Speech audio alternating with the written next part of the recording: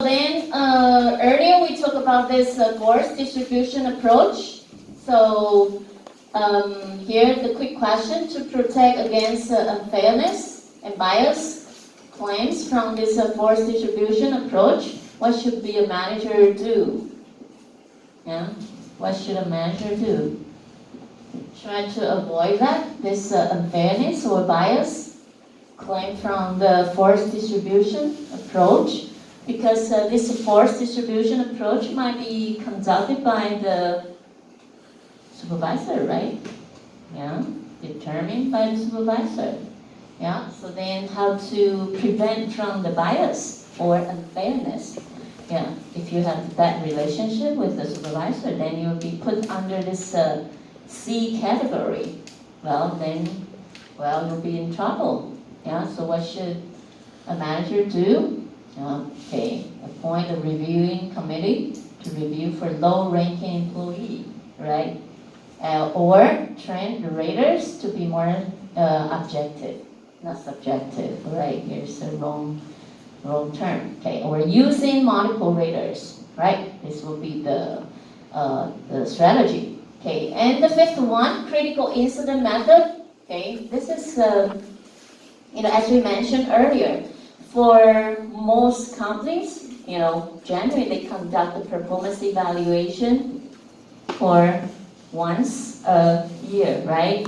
So generally when the time, actually for some employee, even though they've done a good job, maybe at the beginning of the year, but then till the end of the year, sometimes supervisor already forget about that, right? Yeah, so then, it's important to put some critical, it's an annual record for each employee, right? So then, if the, kind of the employee, they've done some good job, so then you keep it as an annual record. It'll be more fair then, right? So then, it's the sixth one, behavior anchor rating scale. It's acronym BARS, right?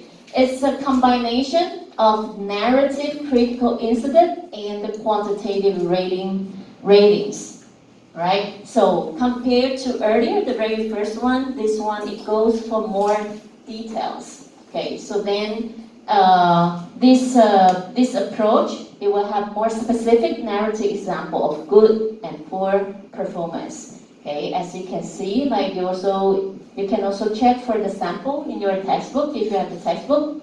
Okay, this is an example. For example, the company need to evaluate for the automobile salesmanship skill. All right. So then here the scale will be from 1 to 10. Okay, of course 10 will be the best one. Okay, so then if you ask for how do you evaluate this automobile salesperson, circle for 10. That indicates that kind of they've done an excellent job, outstanding job. Yeah, then under what kind of situation? So then here it put all this narrative, illustration on it. Okay, here it's a scenario. This salesperson try to persuade prospect buyers, okay, to buy one of our vehicle and use our vehicle benefits to encourage people to buy.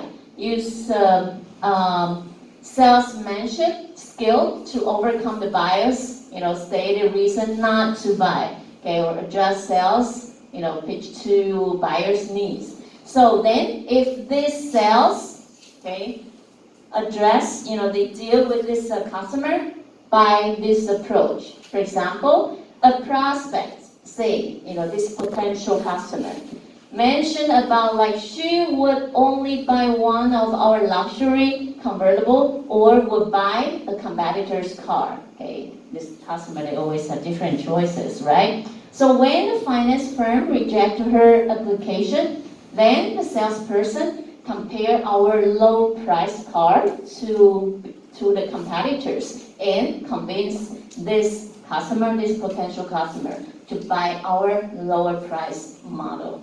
Right? That indicates this salesperson try to keep the customer. All right? Okay, try different strategy. the purpose to keep the customer to buy your products, right? But then there are some salesperson, well, they are a little bit outstanding, right? For example, the prospect say that he didn't like the looks of our vehicle, and then the salesperson told him the style is the style. Okay, that's probably, well, probably be happier with the competitor's vehicle. Yeah, if you like, go to the competitor's car. Yeah, okay, like it or not, take it or leave it. All right, so yeah, that's if you have the outstanding salesperson like this, yeah, I think your company will be closed soon then. All right, so this is a behavior anchor rating scale. Okay, it has a kind of clear, narrative, illustration on each scales. Right, so the following one, MBO, yeah, I'm sure you also learned about this one if you took the management class before. Management by objective, it indicates for the manager, generally they will set up this measurable goal with each employee, okay, in your department or in the organization, okay, and then they check periodically and discuss about, is this a goal feasible or not feasible, right? So this is the management by objective. Okay, and the other one, of course, the computerized. We already talked about it. It's just a tool. The use is different. Okay, before most companies conduct the performance evaluation by using the hard copy, but now they try to convert these different approaches. Using the computer-based performance appraisal. Okay, this is the sample. Okay, online appraisal tools. Right. So here is the discussion. I will leave this for you to, think about it after the class. Discuss the pros and cons by using 4 different potential raters to appraise a person's performance. Yeah. So, yeah, it could be a good questions in the test. Yeah. Okay. So then the following. Any questions for this technique? No? Yeah, so then the third one, dealing with the rater's several appraising problems. As we mentioned earlier, okay, there are some, we'll make mistakes, some problems, for example, unclear standards or like a hollow effect, etc. Yeah, we will address a little bit for that. Okay, before we talk about it, yeah, because we already talked about some concept earlier. So I would like you to check a little bit for this rating scale. What's wrong with the rating scale over here? And how to fix it. It also has a list of different traits, quality of work, creativity, integrity, okay, excellent, good, fair, poor. What's the problem? Okay, Catherine? I think the problem is like they don't have the description for each excellent, good, fair, and poor. Mm-hmm. Because for the managers, they have their perception. Mm-hmm. So different person, different raters has different perception, right? So it's the problem is because of the unclear standards, all right? Yeah, it will be better. They will list up like what does it mean by excellent, okay? A little bit narrative descriptions then, okay? Right? And clear standards. So then it might be need to include the descriptive, descriptions, okay? So then to define each trace then. Right, so other common appraisal problems such as a hollow effect. Do you know what this means by hollow effect? Yeah? You heard about it? Kind of, yeah, but not that sure. Yeah? What does it mean by that? Anyone want to try to explain for it? Hollow effect. Yeah, okay. It's for example, like the supervisor, you want to evaluate their subordinate, maybe it has the bias, if they are close enough, maybe they will give a positive, but if they are not close enough, maybe they will use like bad or evaluation or something. So it relates to the bias of the supervisor to evaluate their subordinate. Yeah, kind of. Yeah. I kind of capture your idea. Yeah, that's good. It indicates a subordinate. Yeah, for the rater. Yeah, okay, or the supervisor. They evaluate for each subordinate by just some particular trait. So then they extend their perception on this particular trait to other traits. Okay, for example, when the supervisor evaluate for this employee, they feel like this employee they do not perform, they do not have good communication skill, for example.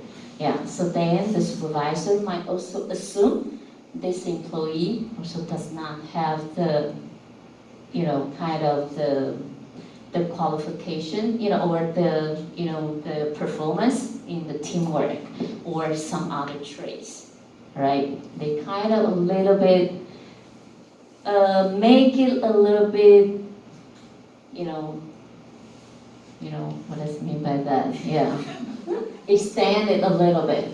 The rating of a subordinate on one trait influence the way you rate the subordinates on some others, right? That is the meaning of hollow effect, right?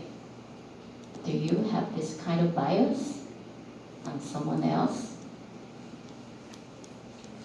Yeah? Kind of, yeah, sometimes we have this problems, right? That is normal, yeah, but try to prevent from that. Okay, we have to kind of evaluate for each, trait more independently. Okay, right? Central tendency, it indicates the tendency to rate all employee about the average, right? You check if the scale is from 1 to 5, check all of them by which number? 3, yeah, exactly. Or leniency or too strict, right? Okay, rate the subordinate, okay, consistently too high or too low. Okay, this is also not that good then. Okay, so then you might require distribution. So that's the reason why we have this forced distribution then. Okay, recency effect. It seems like it doesn't matter this employee, how good this employee has been done, yeah, but then recently if this employee did not do well on some particular project, so then for all this good performance will be eliminated, right? Since it's a recency effect. Okay, what the employee has done recently blinds you, okay, and bias, right? Okay, so, well, this is some similarities or differences or the advantage or disadvantage by all these different tools, okay, for you to use. Yeah, you can check for that, when you are available. And how to manage the appraisal interview, as we mentioned earlier, okay, after the performance evaluation, the supervisor and subordinate review the appraisal, formulate plans to remedy, what? How many stickers already? 1, okay. Deficiency. Yeah, remedy the deficiencies. Yeah, to chat a little bit, talk a little bit. Have a cup of coffee with a subordinate. Do you know why coffee? Why not have a dinner or have a lunch? Yeah. If the supervisor wants to have this appraisal interview, yeah, why have a cup? Why coffee? Why not have a lunch or dinner? Dinner needs full concentration. Huh?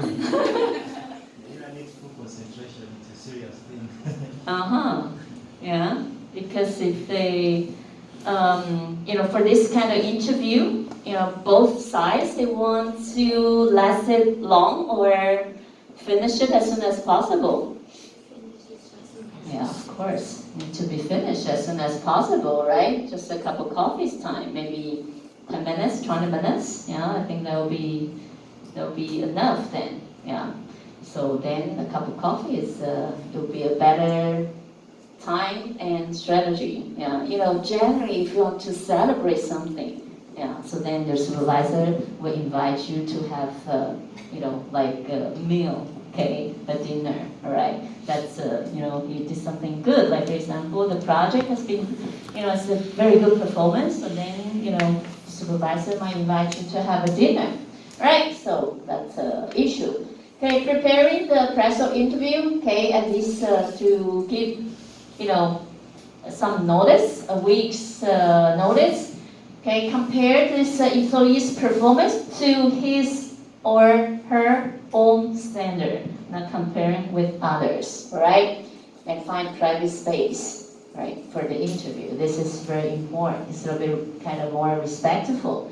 And find some mutual agreement time for this interview, okay?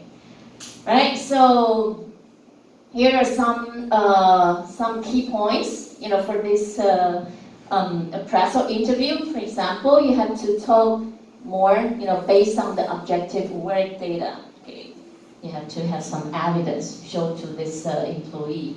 Okay, don't get too personal, and encourage the person to talk. For example, ask about some open questions. How do you feel about your performance for the past, for this year, for example?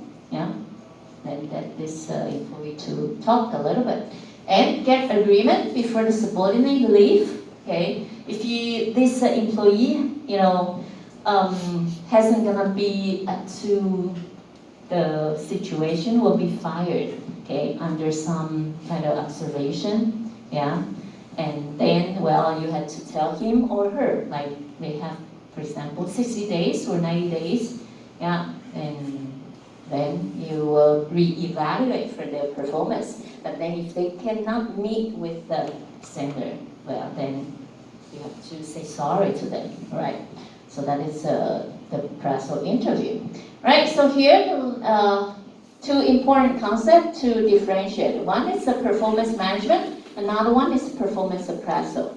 Of course, for the performance appraisal, it's one step, okay, one process in the performance management, okay? Because for the performance management, it indicates it's a continuously and daily, weekly interaction feedback to ensure this continuous improvement, right? So then, for what you have done earlier that we mentioned, set up the standard, and then, so you conduct the evaluation, and then after that, you evaluate for that. It's a cycle. Generally we call it as a performance management. So it's a cycle. It's a continuous phase, right? It's a more goal-oriented then, right? So then this performance evaluation, just one action, of it.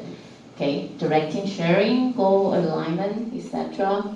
Ongoing feedback, recognition, and rewards. Okay, it's a cycle then, right? So then, assign financial, non-financial goals, etc. Yeah, I think we already addressed for that. Yeah, okay. That's it. Okay, for this topic.